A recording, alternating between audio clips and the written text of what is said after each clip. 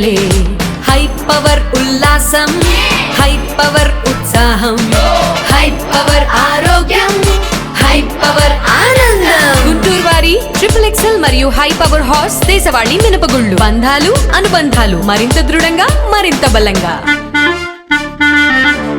మెరుగైన పారిశుద్ధ్యం కోసం రేషనలైజేషన్ పేరుతో శానిటేషన్ కార్మికులను తగ్గించి పనిభారం పెంచుతామంటే సహించబోమని మున్సిపల్ కార్మిక సంఘాల జేఏసీ హెచ్చరించింది. అసలు గుంటూరు జనాభాకు తగిన విధంగా పారిశుద్ధ్య కార్మికులు లేరని, ఉన్న కార్మికులను వేరే డివిజన్లకి మార్చి నలుగురు పనిని ఇద్దరు చేసే విధంగా వెట్టి చాకిరికి గుంటూరు కమిషనర్ నిర్ణయం తీసుకోవడం సరికాదని తెలియజేశారు. ఇది ముమ్మాటికి కార్మికుల హక్కులను హరించడమేనని అన్నారు. శుక్రవారం గుంటూరు కార్పొరేషన్ కార్యాలయం వద్ద ఏర్పాటు చేసిన మీడియా సమావేశంలో జేఏసీ నేతలు కోట మాల్యాద్రి, ముత్యాలరావు, సోమి శంకర్రావు మాట్లాడారు. గుంటూరు నగర కమిషనర్ పులి శ్రీనివాసులు తీసుకున్న నిర్ణయాన్ని వ్యతిరేకిస్తున్నామని తెలియజేశారు. ఈ విషయంలో ఎంత దూరమైనా వెళ్తామని పారిశుద్ధ్య కార్మికుల పక్షాన హెచ్చరించారు.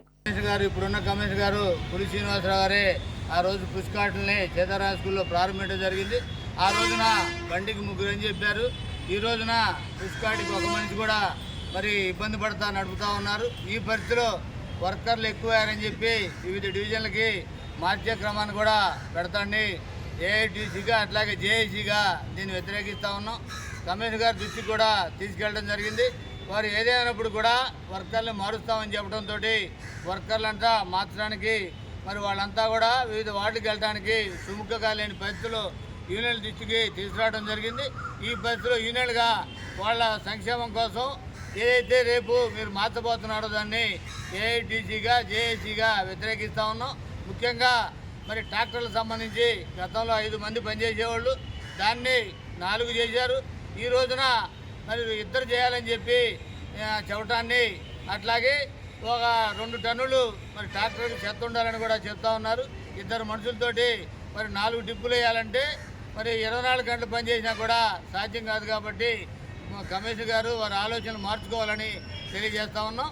మరి జేఏసీగా కూడా వారి దృష్టికి తెలియజేయడానికి వెళ్ళినప్పుడు కూడా వారు అవన్నీ కూడా పరిచయం చేయకుండా మరి ఆలోచన ముందుకెళ్ళి ఆలోచన చేస్తూ ఉన్నారు. వర్కర్స్ అంతా కూడా గందరగోళ పరిస్థితులు మరి ఫోన్లు చేస్తూ ఉన్నారు. ఈ పరిస్థితిలో జేఏసీగా దానికి మరి పునరాలోచించాలని కమిషనర్ గారు తెలియజేస్తూ ఉన్నాం. కార్మికుల చేత వెట్టి చాకిరీ చేయించడానికి మాత్రమే కమిషనర్ కొన్ని నిర్ణయాలు చేయడం అనేటువంటిది జరుగుతూ ఉంది. వారాంతపు సెలవు అనేక పోరాటాలు చేసి సాధించుకున్నటువంటి వారాంతపు సెలవు ఇప్పటి వరకు దాన్ని అమలు చేయలేనటువంటి దుస్థితిలో మున్సిపల్ కార్మిక పాలకులు ఉన్నారు. 24 గంటలు పనిచేయమని చెప్పి శాసిస్తున్నారు. ఆ వెట్టి చాకిరిని మేము దునుమాడతాం. వెట్టి చాకిరి నుంచి కార్మికుల్ని విముక్తి చేయడానికి ఎంత దూరమైనా వెళ్తాము మీ ద్వారా తెలియజేస్తూ ఇచ్చారు. పారిశుధ్యం మెరుగుపడాలని చెప్పేసి కమిషనర్ గారు అంటున్నారు. పారిశుధ్యం మెరుగుపడాలి అని చెప్పేసి అంటే గతంలో దాదాపు 15 సంవత్సరాల క్రితం తీసుకున్నటువంటి కార్మికులు ఇప్పటికీ పనిచేస్తూ ఉన్నారు. అదేవిధంగా గత ప్రభుత్వం మున్సిపల్ కార్మికుల్ని 60 సంవత్సరాల నిండిన పేరుతో కొద్దిమందిని రిటైర్ చేయడం, అట్లాగే చనిపోయిన వారి స్థానంలో కొత్త కార్మికుల్ని తీసుకోలేదు. ఉన్న కార్మికుల మీదే పనిభారం పడతా ఉన్నాం. ఇప్పుడు కమిషనర్ గారు రేషనలైజేషన్ పేరుతోటి కొన్ని డివిజన్స్లో ఎక్కువ మంది కార్మికులు ఉన్నారని చెప్పేసి ఇతర డివిజన్లకి మారుస్తామని చెప్పేసి అన్నారు. దీనివల్ల ఉన్న కార్మికుల మీదనే అదనపు భారం పడుతుంది మినహా మరేమీ లేదు.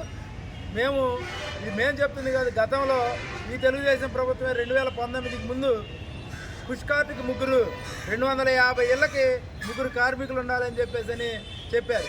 కానీ ఇప్పుడు 350 ఇళ్ళకి 2 కార్మికులు పెడుతున్నారు.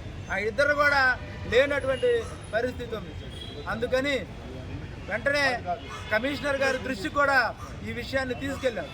కానీ కమిషనర్ గారు కనీసం కార్మిక సంఘాలు ఇచ్చేటటువంటి వినతి పత్రాన్ని కూడా తీసుకున్నటువంటి పరిస్థితుల్లో ఉన్నారు.